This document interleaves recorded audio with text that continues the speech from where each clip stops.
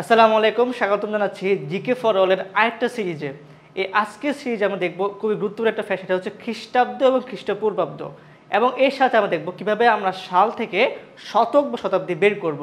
So এখন আসলে প্রায় ভুল, আসলে খ্রিস্টপূর্ব বলতে আসলে কী বোঝায় বা খ্রিস্টাব্দ বলতে কী বোঝায় অনেকে হয়তো বা জানি, তারপর আবার দেখে রাখি। ঠিক আছে, চলো শুরু করা যাক আজকের ভিডিওটি। ওকে, সো ফার্স্ট অফ অল দেখো যে যীশু খ্রিস্টের জন্ম বছর থেকে, মানে আমাদের যে যীশু খ্রিস্ট, হ্যাঁ, তার জন্ম বছর থেকে যে সাল গণনা করা শুরু হয় সেটাকে বলা হয় কি খ্রিস্টাব্দ। ঠিক আছে, এটাকে বলা হয় কি এডি। আচ্ছা, এখন এই এডি বলতে কি বোঝায় তোমরা কি বলতে পারো কমেন্টে একটু জানিয়ে দাও তো যে এডি বলতে কি বোঝায়। আচ্ছা, তারপর দেখো এই এডি যে শব্দটা, এটা একটা ল্যাটিন শব্দ। ঠিক আছে, অ্যানো ডোমিনিস্ট এর একটা শব্দ থেকে আসছে, যার অনুবাদটা হচ্ছে যে এরকমটা, যে the year of our Lord. অর্থাৎ এই যে যীশু খ্রিস্ট তার যে জন্ম বছর, এই যে ইয়ারটা তাকে বলা হয় কি এই খ্রিস্টাব্দ। ঠিক আছে, বা বলা হয় কি এডি বলা হয়। ওকে, আচ্ছা, এবার দেখা যাক খ্রিস্টপূর্ব জিনিসটা কি। যে যীশু খ্রিস্টের জন্মের আগে, দেখো খ্রিস্টপূর্বাব্দ মানে কি পূর্বে না, তার জন্মের আগের যে সময়টা ছিল বা গণনা করা হয় তাকে বলা হয় কি খ্রিস্টপূর্বাব্দ, বা বলা হয় কি বিসি। বিসি মানে কি বিফোর খ্রিস্ট। ঠিক আছে, এক কথায় হচ্ছে যীশু খ্রিস্টের জন্ম যে ইয়ারটা সেটা হচ্ছে আমাদের এডি বা খ্রিস্টাব্দ, এবং তার জন্মের আগের যে সময়কালটা সেটা হচ্ছে কি আমাদের বিসি বা বিফোর খ্রিস্ট।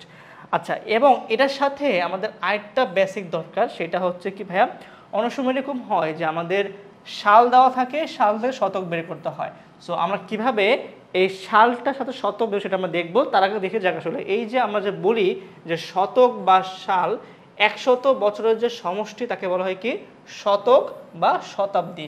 আমরা মূলত হচ্ছে এই সাল থেকে শতক বের করা শিখবো। আচ্ছা, এখন দেখো শতকের, দেখো তালবের শ যেটা শতক, এই শতকের হচ্ছে আরেকটা ব্যবহার আছে। ঠিক আছে, এটা হচ্ছে জমির মাপের ক্ষেত্রে শতক শব্দটি ব্যবহার করা হয়। তাহলে একটা শতক দিয়ে হচ্ছে আমাদের বছরের যে 100 বছর যে সমষ্টি বলা শতক বা শতাব্দী, আরেকটা হচ্ছে জমির পরিমাপের ক্ষেত্রে।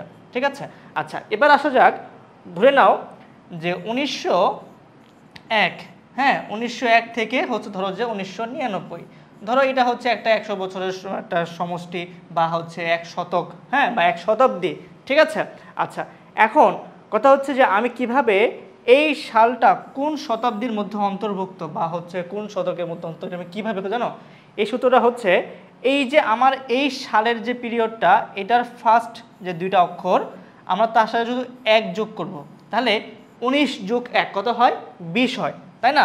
19 যোগ 1 কত হয় 20 হয়। সো এই যে জিনিসটা আসলো এটাই হচ্ছে আমাদের শতক বা শতাব্দী। তাহলে এক কথায় এই যে 1901 থেকে 1999 পর্যন্ত যে মধ্যবর্তী যে সময়টা, এটা হচ্ছে আমাদের বিংশ শতাব্দী। ঠিক আছে, আচ্ছা, তাহলে কমেন্টের মধ্যে জানিয়ে দিবা যে 1801 থেকে আমি যদি 1899 বলি, তাহলে এটা কোন শতাব্দী বা কোন শতকের মধ্যে পড়বে। ঠিক আছে, সো আজকে ছোট্ট ভিডিওতে আমরা কি শিখলাম, আমরা শিখলাম হচ্ছে যে খ্রিস্টপূর্বাব্দ এবং খ্রিস্টাব্দ বলতে কী বোঝায়, এবং সাথে হচ্ছে আমরা শতক থেকে সালটা বা সাল শতকটা কীভাবে বের করব। ঠিক আছে, ওকে, সো আমাদের সাধারণ অনেক বিষয় আছে যেগুলো আমার মানুষ কোশ্চেন খায়, ঘুরপাক খায়, আসলে জিনিসটা কী বা বিষয়টা একটু ক্লিয়ার না। সো তোমাদের সাথে জানতে চাচ্ছি যে তোমরা কী ধরনের কোশ্চেন সম্মুখীন হচ্ছে, আমরা সেগুলো নিয়ে ভিডিও আনবো।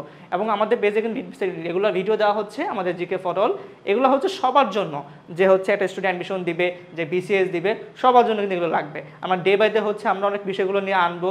তোমরা যদি চাও তাহলে আমরা সাম্প্রতিক যে ইস্যুগুলো হচ্ছে আমরা সেটা নিয়ে ভিডিও আনবো, এবং এর সাথে হচ্ছে আমরা বেসিক ভিডিওগুলো চালু রাখবো যেগুলো সব সময় লাগবে। সো ধন্যবাদ জানাচ্ছি সবাইকে আবারও। আল্লাহ হাফেজ, আসসালামু আলাইকুম।